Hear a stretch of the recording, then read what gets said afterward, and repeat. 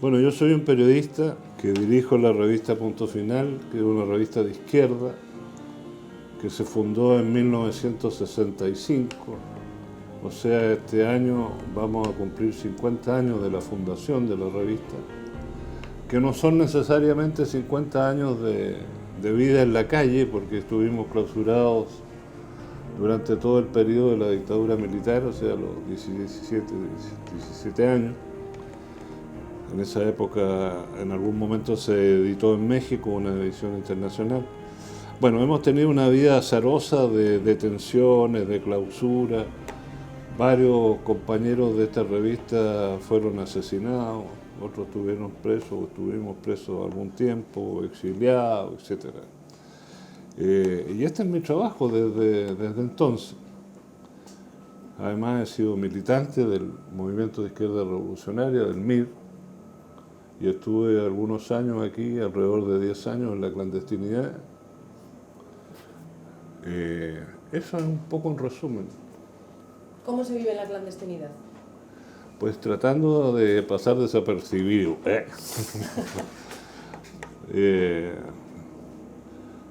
Yo tenía la ventaja respecto a otros compañeros y compañeras que estaban en la misma situación, de que ya era una persona mayor, digamos, ¿no? Yo estaba con mi mujer, con mi esposa, que también era militante, y teníamos en la clandestinidad una leyenda, una fachada, pues, de personas con una vida intachable, digamos. Yo hacía las veces que trabajaba de profesor, mi mujer ya no me acuerdo de qué, entonces hacíamos ese tipo de vida que correspondía a un profesor y a su esposa. Y por supuesto, en mi caso, porque era relativamente conocido, ¿no? Tratando de no circular por aquellos lugares de la ciudad de Santiago donde yo era conocido. Resumir un poco el programa de la Unidad Popular y del presidente Allende es difícil, porque detrás de la actividad de Salvador Allende, detrás del programa, detrás del presidente Salvador Allende, hay toda una larga historia.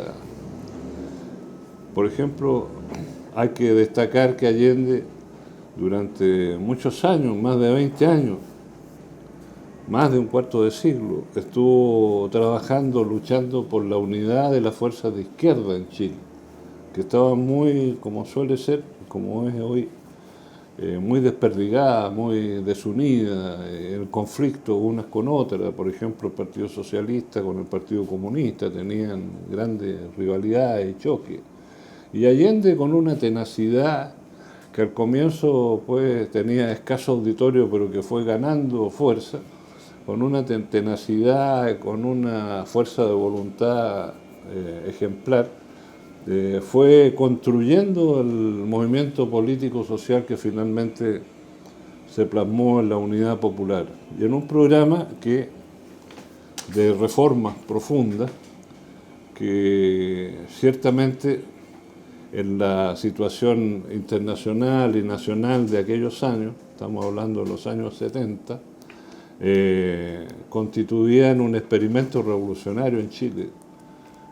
Eso no fue claramente percibido, yo creo, por muchos, entre los que me incluyo, digamos, ¿no? Veíamos con cierta reserva el programa, la posibilidad de llevarlo a efecto en una sociedad tan conservadora, digamos, como la chilena de esa época y de hoy también.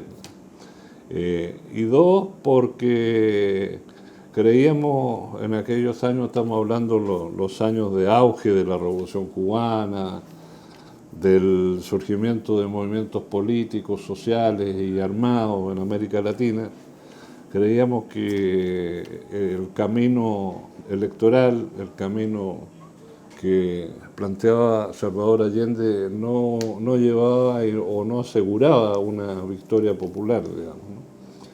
Pero en esencia, tratando de responder en esa forma resumida a la pregunta, creo que Salvador Allende y su programa de gobierno encarnó la alternativa revolucionaria más alta que hemos conseguido o que ha logrado este pueblo hasta el día de hoy.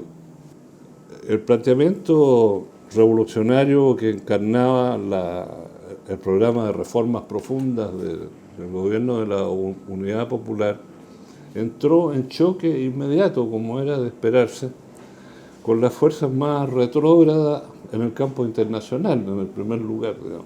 En el caso concreto de lo que estamos hablando con los Estados Unidos de Norteamérica, que como es sabido, como históricamente está registrado, no hay ninguna duda al respecto, el gobierno norteamericano desde antes que Allende asumiera el cargo de presidente, ya había echado a andar la máquina conspirativa, golpista, boicoteadora de la economía, etcétera, que se va a desarrollar enseguida, se va a poner en práctica enseguida. Luego están los sectores conservadores que representan. En aquella época existía todavía una gran fuerza conservadora que eran los dueños de la tierra, los latifundistas. Hoy eso está de otro modo, digamos. Pero esa fuerza era quizás la más conservadora, la más retrógrada, ¿no? En Chile en aquella época, y todavía tenía cierta fuerza, aunque la burguesía industrial, financiera, etcétera, ya venía en auge. Y luego, pues, el programa de Salvador Allende planteaba cambios profundos en la educación, donde la presencia del capital privado era y es muy importante, en la salud, etcétera, ¿no? Y eso provocó la reacción inmediata, como ya dije, desde antes que asumiera el gobierno, ya estaba en marcha lo que iba a suceder. Es por eso que en la actividad de la organización política en que yo militaba, lo que primaba era la voluntad, el deseo de preparar a nuestro pueblo y sobre todo las organizaciones sindicales, sociales, poblacionales, juveniles, para un enfrentamiento que no cabía ninguna duda que venía. Cuando ya se puso en marcha el programa golpista, comenzaron a activarse distintas iniciativas de ese carácter. Por ejemplo, comenzaron las huelgas o paros de sectores patronales. Por ejemplo, en este país era muy importante el sector de los transportistas, de los dueños de camiones, ¿no? Porque había ido desapareciendo el ferrocarril y el grueso de los materiales a movilizar, los alimentos, etcétera, se movilizaban a través del transporte. Entonces, bueno, hubo un paro de camioneros, hubo una planificación de comerciantes y de distribuidores de alimentos que llevó al desabastecimiento de los alimentos. Un poco lo que está ocurriendo en Venezuela en estos días, digamos, pues, ¿no? Que en definitiva, cuando uno lee las noticias de Venezuela, de toda la actividad que se desarrolla para derrocar al presidente Nicolás Maduro, es como estar leyendo o informándose de lo que ocurría en Chile en los años 70-73. Es el mismo libreto, digamos, ¿no? Y no cabe duda, y es evidente que es así, que detrás de todo eso está el imperio del norte, pues, manejando los hilos. En el caso de Venezuela es evidente, están los discursos del propio Obama al respecto. Bueno, en el caso de Chile, entonces comienzan a producirse problemas de desabastecimiento, problemas de inseguridad. Aparece un grupo también asistido por oficiales de las Fuerzas Armadas, un grupo fascista que se llamaba Patria y Libertad, que comienza a colocar bombas, a boicotear torres de electricidad, puentes, etcétera, incluso a atentar contra personas. Una de esas personas fue el edecán naval de Allende, el comandante Arturo Araya, un oficial de la Marina muy leal a Allende, al cual asesinaron, digamos, y con eso fueron creando situaciones de esa naturaleza, ¿no? Exasperando también a la población. El gobierno, a su vez, el gobierno de Allende, dada su naturaleza, ¿no? Esencialmente democrática, apegado a las tradiciones democráticas que se creían, digamos, válidas, demoró mucho y finalmente ni siquiera tomó medidas enérgicas como para preparar al pueblo para enfrentar esa situación. Trató de convencer a la Democracia Cristiana, que era el principal partido de oposición, de entrar en un diálogo, de llegar a acuerdos, etc. La Democracia Cristiana, como ha sido también establecido históricamente, ya estaba penetrada y ganada por los organismos de inteligencia norteamericanos, estaba recibiendo dinero de eso, etcétera, se resistió a aquello. La situación se fue empeorando cada día más hasta llegar a la crisis final que todos conocemos. Allende tenía márgenes muy estrechos para moverse políticamente en la situación que cada vez iba empeorando. Entre otras cosas, porque Allende, cuestión que los golpistas y la derecha siempre han negado, era un hombre profundamente democrático y creía en los procedimientos de la democracia. Él fue formado durante 30, 40 años en la vida parlamentaria, fue diputado, fue senador, antes que todo muy joven fue ministro de Salud del presidente Pedro Aguirre Cerda, etc. Él tenía confianza, por ejemplo, en la lealtad de las Fuerzas Armadas a la Constitución que habían jurado respetar, ¿no? A tal extremo, digamos, su confianza en las Fuerzas Armadas, en la honestidad del ejército sobre todo, que el mismo día del golpe, como se sabe, una de las inquietudes de Allende era saber de Augusto Pinochet, que era en ese momento el jefe del ejército, y de preguntarse qué habría pasado con el pobre Augusto. Refleja un poco, y con eso por supuesto no quiero hacer mofa del presidente Allende, pero refleja un tanto la ingenuidad, digamos, que tenía el propio Allende, pero el gobierno en sí mismo, digamos, la ingenuidad de creer de que, en definitiva, aunque podía haber un intento golpista, eso iba a ser dominado por los sectores constitucionalistas. Un poco que esa tendencia se vio fortalecida en junio de ese año, del año 73, como ustedes saben, hubo un levantamiento de un regimiento de blindados, de tanques aquí en Santiago, que fue dominado por la jerarquía, digamos, del ejército. En este caso todavía estaba al frente del ejército el general Carlos Prats, que por lo demás es quien recomienda a Allende la designación de Pinochet como un oficial leal, etcétera, a la Constitución, cuando él se ve obligado a renunciar por las presiones que se habían desatado en su entorno. En el campo internacional, la situación de Allende, su margen de movimiento, de maniobra, de alianza, era también muy, muy reducido, salvo la amistad firme y leal de Cuba. Porque la Unión Soviética, que sin duda simpatizaba con el gobierno de Allende, tenía muchas reservas sobre las posibilidades de que ese gobierno continuara, digamos, al frente del país. Y lo mismo, e incluso peor, ocurría con China. China ya, todo esto ya es parte de la historia, hay numerosas referencias a frases, documentos, etcétera, de dirigentes soviéticos y chinos, pues veían con mucha cautela, con mucha prudencia, ¿no? Con el proceso chileno, ¿no?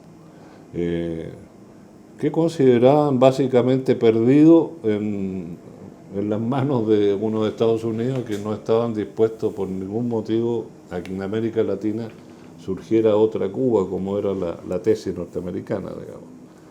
De manera que en ese plano era casi imposible. En el plano político propiamente tal, la democracia cristiana se había embarcado ya con toda su fuerza en la conspiración golpista.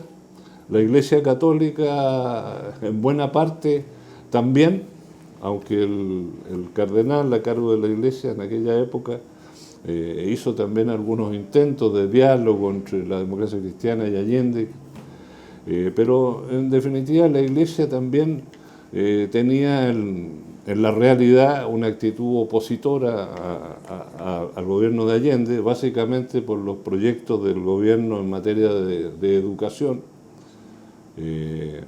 un poco que hace recordar la situación que estamos viviendo hoy en Chile, ¿no? Que está en discusión una reforma educacional a la cual tanto la Iglesia Católica como de sectores como la democracia cristiana y otros se oponen, digamos, y es una reforma educacional mucho más conservadora y mucho más suave, digamos, de lo que planteaba el gobierno de la Unidad Popular. De manera que ahora en el campo, dentro de las posibilidades de maniobra de Allende en ese momento, lo único que quedaba era el recurso, por supuesto invalorable, del pueblo, de las fuerzas populares, de la clase obrera organizada, de las organizaciones sociales, etc. Pero ahí ya el gobierno venía en una pendiente, venía bajando, ¿no? Cuando en junio de 1973 se da ese intento de golpe de los tanques, etcétera, en Santiago, fue quizás la última oportunidad que tuvo el gobierno de la Unidad Popular de ganar a su lado en forma organizada, etcétera, a la mayoría del pueblo de Chile, digamos. Pero ya la situación que hace recordar de nuevo lo que está ocurriendo en Venezuela, la situación de desabastecimiento, la actividad, que es un elemento golpista central en Chile y también en Venezuela, de los medios de comunicación, ¿no? Jugaron en el caso chileno y lo juegan en Venezuela un rol importantísimo en los medios de comunicación, de tergiversación, de crear los elementos, ¿no? de psicológicos, ¿no? Favorables al golpe, como finalmente va a suceder, digamos. Repito, la única posibilidad que le quedaba a Allende era una que su naturaleza de hombre demócrata, formado a las tradiciones, digamos, democráticas del país, era armar al pueblo, ¿ah? Era destituir a la plana mayor de las Fuerzas Armadas, lo cual podía hacer constitucionalmente. E incluso se sostiene que el general Carlos Prat le sugirió, que era el comandante en jefe del ejército, le sugirió a Allende de llamar a retiro, cosa que podía hacer en esa época de la Constitución, a toda la plana mayor de las Fuerzas Armadas y reemplazarlo por elementos comprobadamente leales, digamos, al proceso que tenía lugar en Chile. Y Allende se negó a eso, ¿no? En el plano de armar al pueblo, pues ni siquiera se hizo el intento. De manera que el golpe se produce con un gobierno que ya había sido derrotado previamente, que ya estaba liquidado, digamos, ¿no? Son los últimos, los disparos que se cruzan de francotiradores, algunos grupos, qué sé yo, son los últimos esfuerzos, digamos, de un pueblo que ya está rendido a lo que va a ocurrir, ¿no? La política educacional que trató de llevar adelante el presidente Allende, bueno, consistía básicamente en la democratización, ¿no?, de la enseñanza, el de darle nuevos valores, ¿no?, espirituales, ciudadanos, etcétera, a la educación que se brindaba en el país, a hacer llegar la educación a todos los sectores sociales, etcétera. Y eso fue lo que se llamó el proyecto de la ENU, la Escuela Nacional Unificada, era el nombre, ¿no? Y esto suscitó, pero la reacción furibunda, inmediata, en primer lugar de la Iglesia Católica, ¿no?, que controlaba y controla aún una buena parte de la educación, tanto secundaria, primaria, secundaria y también universitaria. Y de los intereses privados laicos, digamos, que también existían. Esto fue muy utilizado en la prensa, que, como decía hace un momento, los medios de comunicación jugaron un rol fundamental, digamos, en la preparación del golpe, ¿no?, los preparativos de guerra psicológica para crear las condiciones. Fue muy utilizado este propósito, este plan, este programa del gobierno de Allende, tratando de hacerle creer a la población, y buena parte de la población lo creyó, lamentablemente, de que se pretendía con eso arrebatarle a los padres, a la familia, ¿no?, la potestad de educar a los hijos en la escuela o en el liceo o en la universidad que ellos quisieran. Ese fue, digamos, el eje de la contrapropaganda. Y sin duda eso jugó un rol muy importante en la preparación del golpe, ¿no? Perfecto. ¿Tú fuiste cercano a Allende? ¿Fuiste amigo de Allende? Bueno, yo lo conocí a Allende, diría que bastante. Fuimos amigos, yo no diría que fuimos amigos íntimos, porque no es cierto, pero en el grupo de fundador de Punto Final habían personas, compañeros, muy cercanos a Allende. Por ejemplo, Augusto Olivares, que murió con Allende en La Moneda, que fue su asesor político, que fue el director del canal de televisión, Jaime Faibovich, que también socialista, muy allegado a Allende. O sea, yo pertenecía a un grupo en cuyo entorno Salvador Allende era un amigo del grupo. Y Allende en más de alguna ocasión participó en las reuniones del Consejo de Redacción de la revista, y tuvimos una buena relación personal, aunque diferíamos en muchos aspectos, digamos, ¿no? Yo me recuerdo de discusiones, ¿no?, más o menos poco acaloradas, diríamos, pero Allende era un hombre, repito, ya lo he dicho varias veces, un hombre esencialmente democrático, y también le gustaba el diálogo y la confrontación de ideas, digamos, de poner en tela de juicio sus propias posiciones, y escuchaba con atención las críticas que uno le hacía, digamos, ¿no? Repito, tuvimos esa relación. Creo yo, una de las cosas que sí me puedo preciar, digamos, diría, es que el Allende que yo conocí me permitía saber que Allende, a pesar de todas sus limitaciones, ¿no?, de su formación política, que ya he descrito, era un revolucionario y que estaba dispuesto a morir por sus ideas, luchar hasta morir por sus ideas, cosa que el día del golpe se viene a concretar en una forma que quizás no fue exactamente la que él pensó, a través del suicidio, pero era un hombre que muy democrático y muy parlamentario, etcétera, pero tenía una fuerza de convicciones en las ideas revolucionarias, en la justeza de la causa por la cual estaba luchando, etcétera, de la nobleza de las ideas del socialismo, sobre todo, que fue la pasión de su vida, que estaba dispuesto en ese empeño a jugarse la vida, como se la jugó, pues, ¿no?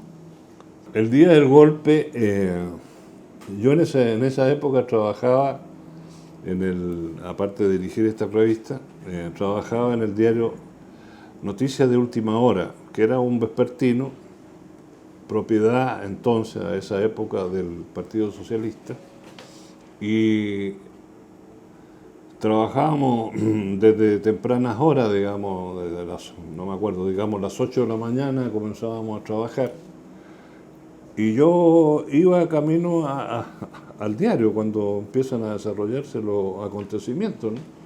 Las primeras noticias que hubo del golpe acá en Chile fue que en Valparaíso, el puerto más importante de Chile, pues había movimientos de tropas de la Armada Nacional que estaban moviéndose ahí, etc. Fueron las primeras noticias que empezaron a circular sobre el golpe propiamente tal. Bueno, yo me dirigía a trabajar al diario, yo era redactor político del diario, o sea, cubría las informaciones del Congreso Nacional, que en esa época funcionaba en Santiago.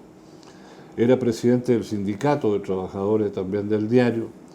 Entonces, cuando yo llego al diario, ya el golpe ya estaba, pues, ya desarrollándose, ¿no? Y comenzamos con una ingenuidad también asombrosa a preparar, cuando teníamos idea de lo que era un golpe. Pertenecíamos a una generación que no había vivido golpes de Estado en Chile, que en Chile también los ha habido, y guerras civiles también, etcétera, pero nosotros no lo habíamos vivido. Y aunque muchos exiliados latinoamericanos nos habían advertido de que el golpe que venía en Chile iba a ser bastante sangriento, digamos, bueno, no habíamos asumido esa realidad. Y comenzamos en el diario, comenzamos a preparar una edición especial, llamando al pueblo a defender al gobierno, a luchar en las calles, qué sé yo, en fin, en ese tono, ¿no?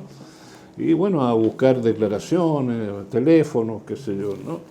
Y estábamos en eso cuando nos enteramos que la imprenta donde se editaba el periódico, que era una imprenta propiedad del Partido Comunista, había sido ocupada por tropas, digamos, que incluso estaban destruyendo maquinaria, etc. Entonces, bueno, ya empezamos a darnos cuenta de la realidad, digamos, y que iba a ser sumamente difícil o imposible salir con una edición llamando a defender al gobierno. Las radios ya habían sido acalladas, solamente estaban en movimiento un par de radios que son a través de las cuales Salvador Allende hace sus últimos mensajes, sus últimos discursos. Y ya cerca del mediodía pues se produce el bombardeo a La Moneda. Nosotros, este diario donde yo trabajaba, estábamos relativamente cerca del Palacio de la Moneda, digamos a unas 6 o 7 cuadras en el sector céntrico de la ciudad, ¿no? Y había una terraza en el edificio desde la cual vimos el bombardeo de los aviones de la Fuerza Aérea al Palacio de la Moneda. Y para chilenos que no habíamos vivido un golpe, que no teníamos esa experiencia previa que tenían muchos latinoamericanos, el presenciar el bombardeo a La Moneda, el bombardeo de la Fuerza Aérea, fue un golpe tremendo, digamos, ¿no? De un impacto emocional tremendo. No nos imaginábamos nunca, digamos, de que la Fuerza Aérea de este país, que también creíamos, porque todos los chilenos en esa época éramos respetuosos y hasta amantes de nuestras Fuerzas Armadas, nos encantaba la Fuerza Armada, íbamos los desfiles, qué sé yo, ¿no? Ver ese espectáculo del bombardeo, las llamas, el estruendo, la cosa, era una cuestión increíble, pues, ¿no? Era como estar viendo una película de ficción, digamos, ¿no? Bueno, allí terminó nuestro día ahí en el diario. Yo como era presidente del sindicato, yo tomé el mando de alguna manera, hice que la gente se fuera, yo mismo me fui.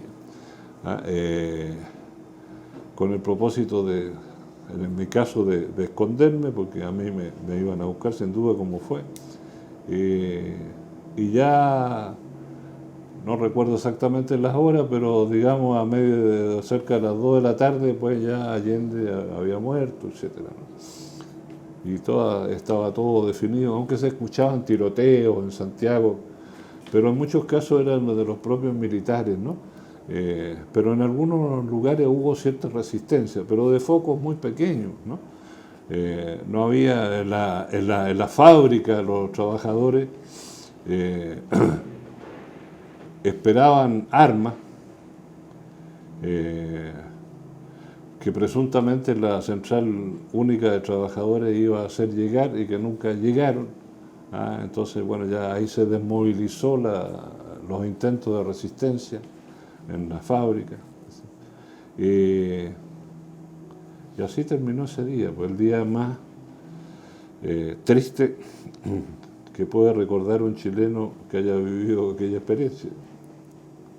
Se suponía que los militantes del MIR, yo era un militante, debíamos tener alguna casa, algún refugio, digamos, para esta emergencia, porque habíamos previsto que venía el golpe, pero en mi caso yo no tenía ningún lugar donde esconderme más que mi propia casa, ¿no?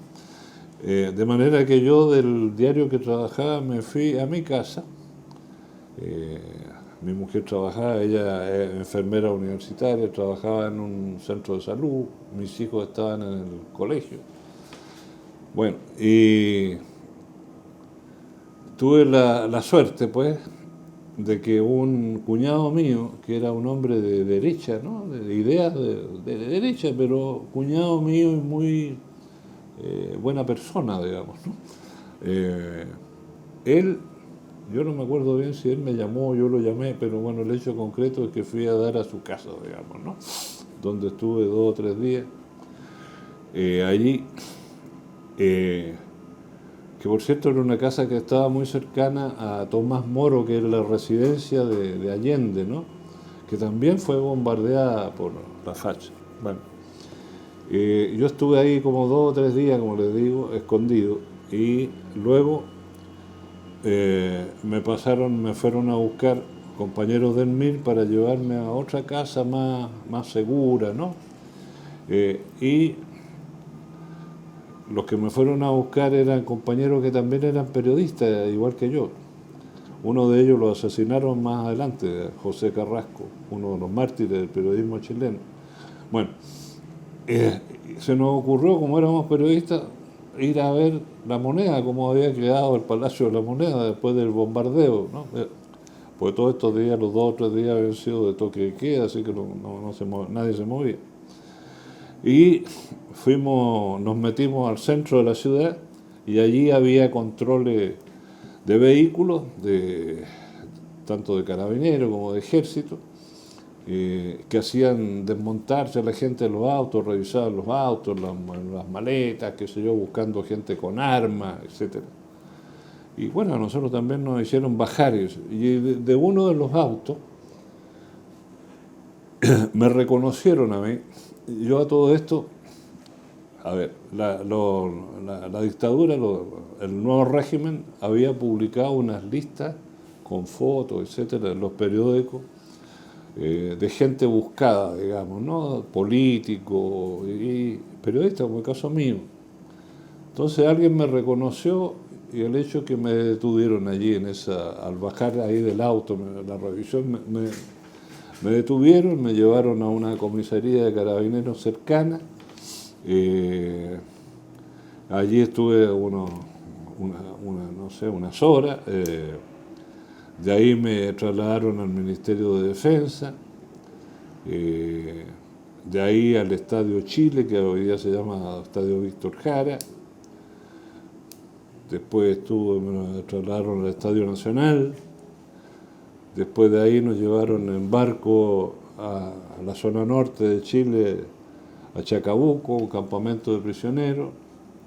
De a mí más adelante a otro campamento acá en la zona central, en Puchuncaví, que son la zona de Valparaíso. después acá en Santiago, en otro centro, en otro campo de prisioneros se llamaba Cuatro Álamos, y de ahí me expulsaron, un día me tomaron y me metieron en un avión. Todo esto duró como 2 años, ¿no? Me agarraron, me pusieron en un avión donde me encontré con mi mujer y mis hijos, ¿no? Y me expulsaron del país, digamos. Fuimos a dar primero al Perú y luego nos fuimos a Cuba, donde estuvimos, como ya les contaba hace un rato, me parece, un tiempo, hasta 1979, en que junto con mi mujer regresamos clandestinamente a Chile. Esa es mi historia post-golpe. ¿Qué tal fue la experiencia en Cuba? Brevemente. Bueno, ¿no? Sí. Bueno, mi experiencia en Cuba, en lo personal, una buena parte estuve dedicado, ahí se había constituido un comité, ¿no?, de solidaridad con Chile, con la resistencia en Chile, en que había representantes de los distintos partidos políticos, bueno, y yo estaba ahí como representante del MIR, y luego entré a prepararme para el regreso clandestino al país, digamos, ¿no? Mis hijos se quedaron allá y estuve, no sé, 2 años, algo así, no, más, casi más de 3 años en Cuba. Ya conocía Cuba, por supuesto, soy un viejo admirador de Cuba, seguidor de la Revolución Cubana. ¿Y cómo fue la vuelta? Porque fue en la clandestinidad, a través del MIR. ¿Cómo fue el regreso acá? Bueno, el MIR había logrado montar, digamos, llamémoslo un aparato, entre comillas, que se utilizaba para el regreso clandestino de sus cuadros, dirigentes, ¿no? Entonces, este aparato nos preparó a nosotros, a mi mujer y a mí, la documentación falsa, etcétera, ¿no? En nuestro caso, entramos a Chile como venezolanos, presuntamente, porque habíamos vivido en Venezuela antes, así que conocíamos y podíamos defender, digamos, una leyenda de esa naturaleza. Y llegamos aquí, partimos desde Europa, vía Bolivia, y entramos por el aeropuerto de Santiago, digamos. ¿Ah? Claro, un poco cambiado, con algunos arreglos, digamos, pero sin mayores problemas, digamos, ¿no? Así entramos a Chile. ¿Y cómo fue acá después la clandestinidad? Bueno, cuando llegamos a Santiago nos estaban esperando otros compañeros, ¿no?, que nos llevaron a un lugar donde estuvimos los primeros días, y luego mi mujer, que es la que tuvo mayor, yo diría, participación en actividades clandestinas en cuanto a correr riesgo propiamente tal, pero ella era la persona que tenía más contactos sociales, viejas amistades, parentelas lejanas, etcétera, que permitían buscar lo que necesitábamos, ¿no? Crear documentación real de gente que existiera, que pudiéramos defender el caso de una detención, a alquilar una vivienda, etcétera. Ella fue la que tejió todo eso, es la heroína de esta historia. Y gracias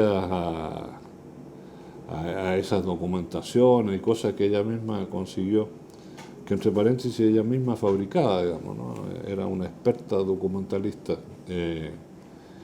Pudimos afrontar situaciones así de riesgo. Por ejemplo, en una oportunidad nosotros nos allanaron, la policía nos allanó.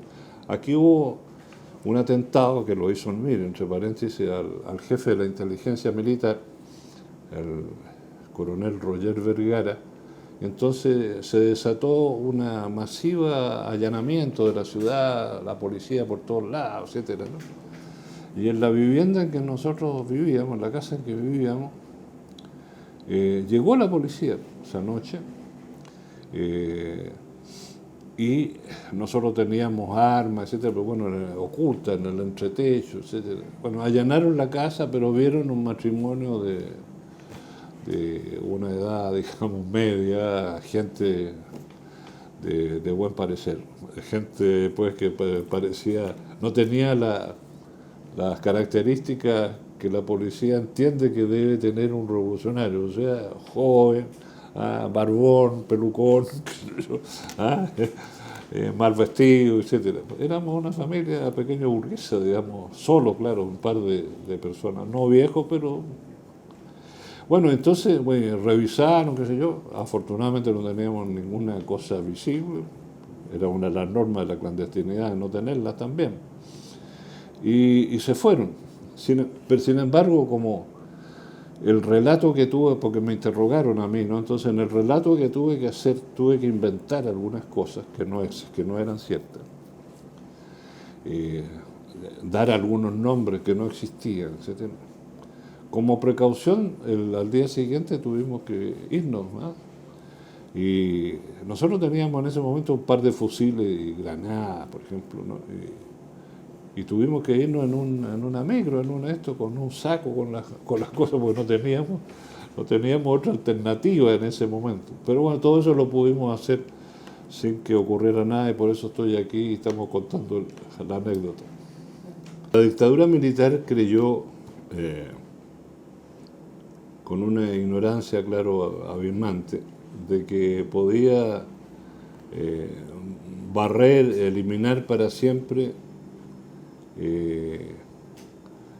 lo que ella consideraba como las amenazas, ¿no?, de las populares. Me explico. Estando nosotros prisioneros en el campamento de Chacabuco, en el desierto de Atacama, que era el norte de Chile, un alto oficial del ejército nos dio una especie de sermón a los prisioneros allí reunidos, que éramos cerca de 1000. Y una de las cosas más significativas que dijo fue que el régimen militar había prohibido para siempre la lucha de clases en Chile, digamos. Naturalmente, la mayoría de los que estábamos ahí tuvimos que aguantarnos para no reírnos, digamos, de la ignorancia del tipo, de algo que ni la dictadura ni nadie puede eliminar, digamos, de la realidad de un país, como es la lucha de clases.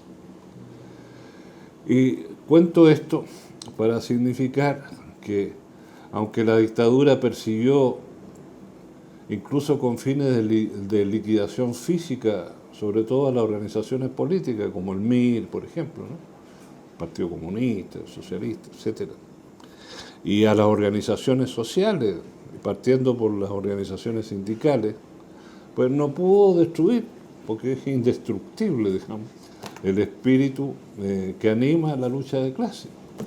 De manera que, a pesar de toda la ferocidad de la represión dictatorial, siguieron existiendo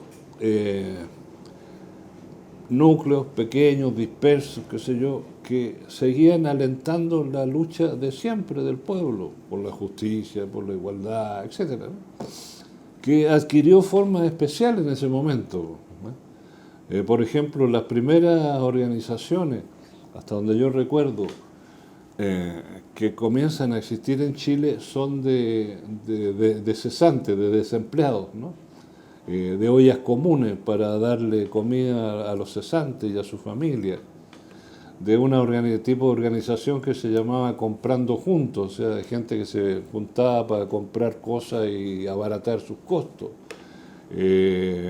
y organizaciones de defensa de los derechos humanos en forma incipiente, ¿no?, de madres, de esposas, de hijas, de detenidos, desaparecidos, etc.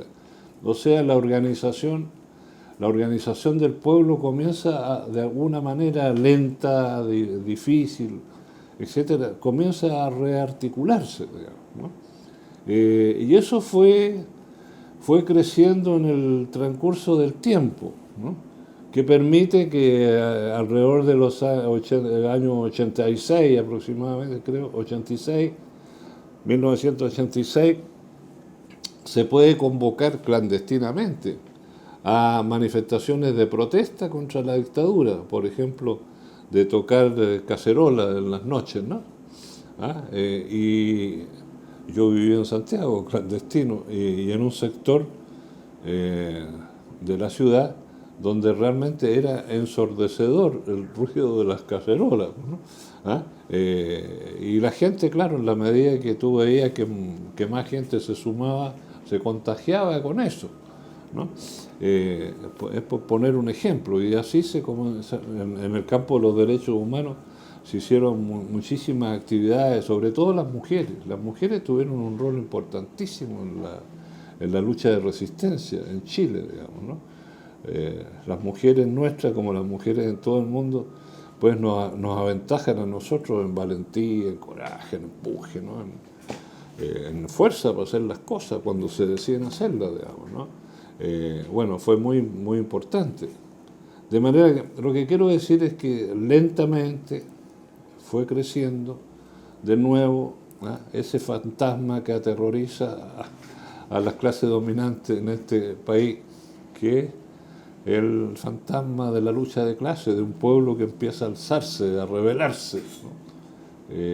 Comenzó a darse, a gestarse hasta tal punto que, como ustedes saben, la dictadura en Chile no cae por la lucha del pueblo, digamos, no es derrocada, sino que son las propias clases dominantes, los Estados Unidos y el Vaticano, que también jugó su papel, los que deciden retirar, digamos, a la dictadura militar y volver a una semidemocracia para impedir justamente que la fuerza de las protestas populares llegaran a generar las condiciones de un derrocamiento violento de la dictadura.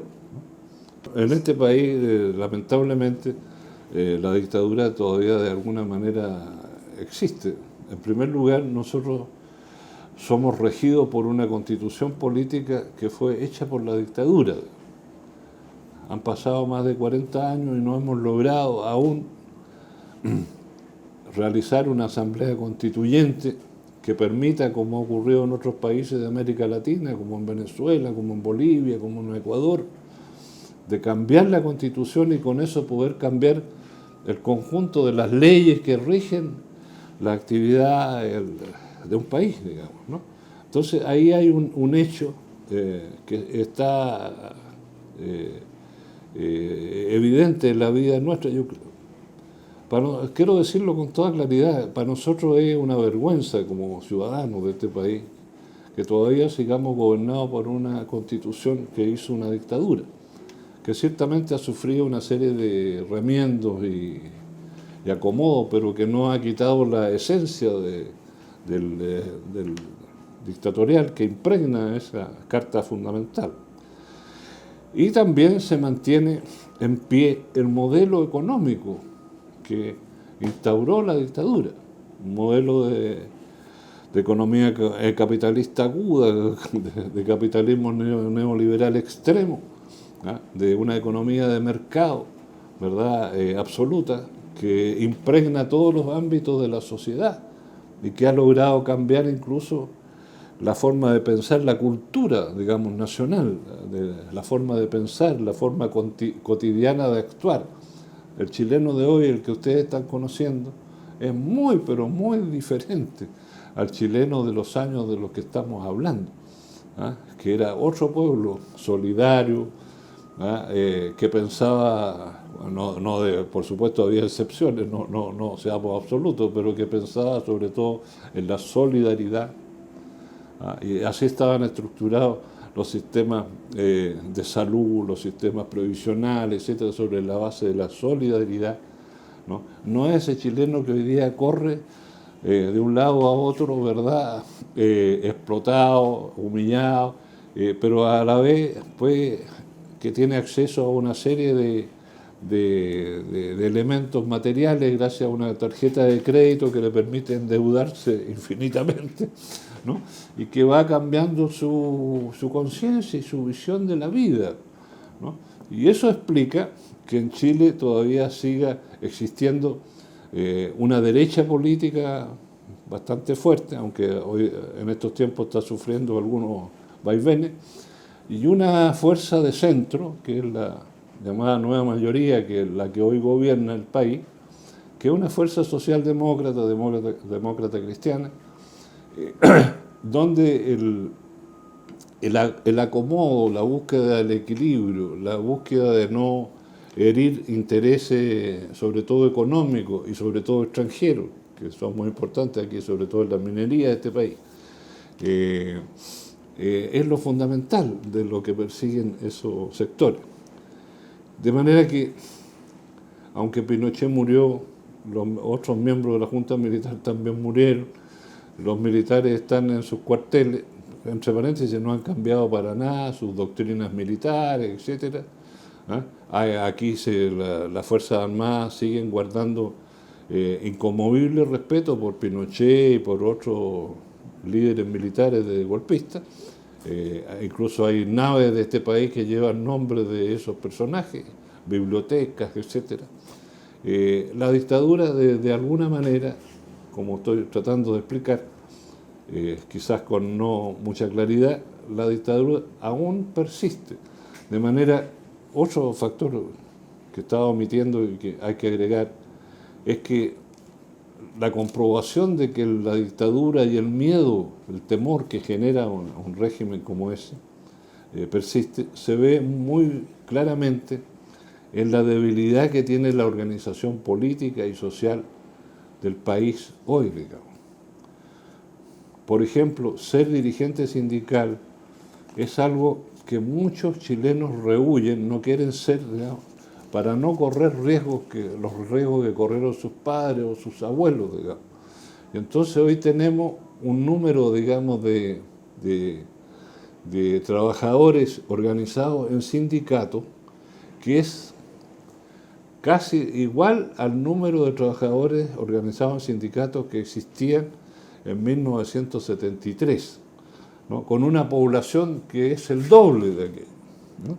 Que es un retrato de lo que ocurre. La gente no quiere organizarse porque teme de que ser víctima de represalias, de que lo despidan. El fantasma del desempleo, del hambre es horrible porque la tarjeta de crédito que se carga tiene millones de deudas, por ejemplo, porque eso cierra la posibilidad de educar a los hijos, porque eso limita las posibilidades de acceder a medicina, a la salud, etc. Bueno, no me quiero extender porque parece un discurso, ¿no? La solución a la situación que estaba describiendo, por supuesto, para mí consiste en la organización, en la conciencia, en la unidad, etc. Es fácil decirlo, pero es bien difícil hacerlo, ¿no? En las condiciones en que estamos viviendo. Pero aún así, todo quizás por una deformación profesional, digamos. Yo soy optimista. Yo creo que, aunque todavía es muy prematuro hablar de una alternativa política, social, todavía es muy prematuro, están surgiendo, emergiendo los brotes, digamos, de aquello, ¿no? Creo que hay condiciones hoy para eso mejores de las que existían hace 10 o 15 años atrás. Yo he participado en numerosos esfuerzos, ¿no?, que se han hecho de distintos tipos, incluyendo el primer esfuerzo fue de reconstrucción del MIR, propiamente tal, que tampoco se pudo hacer, digamos. He participado en numerosos intentos de eso y podría estar desalentado, sin embargo no lo estoy porque sigo percibiendo que hay latente no sé, diría el espíritu de mucha gente de querer algo mejor, vivir en una sociedad distinta, vivir en una sociedad realmente humana, ¿no? Recuperar para las fuerzas de izquierda banderas que siempre fueron de la izquierda y que lamentablemente en algún periodo se abandonaron, como la defensa de los derechos humanos, las libertades individuales, etcétera, pues, ¿no?, que en un momento dado se convirtieron en banderas de la derecha, de los reaccionarios, que eran banderas naturales nuestras. Yo creo que eso está caminando con dificultades, qué sé yo. Y esta revista, la revista Punto Final que yo dirijo, es una pequeña prueba, digamos, de lo que estoy diciendo. Subsiste con muchas dificultades, etcétera, pero porque hay condiciones para que viva, ¿no? Si el ambiente, la realidad fuera absolutamente negativa, esta revista ya habría pues perecido, digamos.